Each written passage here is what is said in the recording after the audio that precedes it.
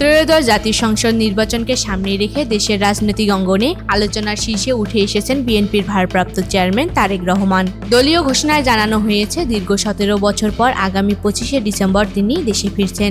এই ঘোষণার পর থেকে রাজনীতিতে শুরু হয়েছে নতুন করে নানা সমীকরণ, আর বিএনপি নেতাকর্মীদের মধ্যে দেখা দিয়েছে প্রত্যাশা ও আগ্রহ।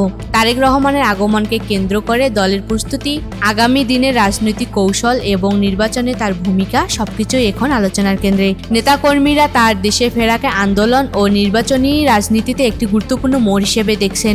এ প্রেক্ষাপটে সোমবার মহান বিজয় দিবস উপলক্ষে রাজধানীর রমনার ইঞ্জিনিয়ার্স ইনস্টিটিউট মিলনায়তনে আয়োজিত এক আলোচনায় সভায় নির্বাচনের সময় নিজের অবস্থান ও করণীয় তুলে ধরেন তারেক রহমান। তিনি জানান, আসন্ন ত্রয়োদশ জাতীয় সংসদ নির্বাচনে তিনি মাঠের রাজনীতিতে সক্রিয় থাকবেন।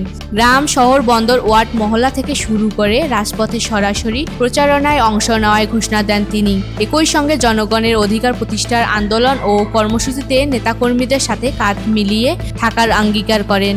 তারেক রহমান বলেন, এবারের নির্বাচন শুধুমাত্র একটি রাজনৈতিক প্রক্রিয়া নয়, এটি অতীতের যে কোনো নির্বাচনের তুলনায় বেশি তাৎপর্যপূর্ণ। কারণ এই নির্বাচনের সঙ্গে জড়িয়ে আছে বর্তমান ও ভবিষ্যৎ প্রজন্মের আশা আকাঙ্ক্ষা এবং দেশের সার্বভৌমত্ব রক্ষার বিষয়টি।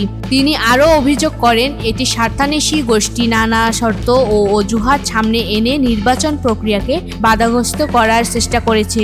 দীর্ঘ 1.5 দশক পর নির্বাচন কমিশন জাতীয় নির্বাচনের তারিখ ঘোষণা করলেও ষড়যন্ত্র থেমে নেই বলে তিনি সতর্ক করেন। এই অবস্থায় জনগণের ভোটাধিকার ও গণতন্ত্র পুনরুদ্ধারে সবাইকে ঐক্যবদ্ধ ও সতর্ক থাকার আহ্বান জানান তিনি। তারেক রহমানের এই বক্তব্য ও ঘোষণায় বিএনপির নেতাকর্মীদের মধ্যে নতুন করে উদ্দীপনা ও আশাবাদ তৈরি হয়েছে বলে দলীয় সূত্রে জানা গেছে।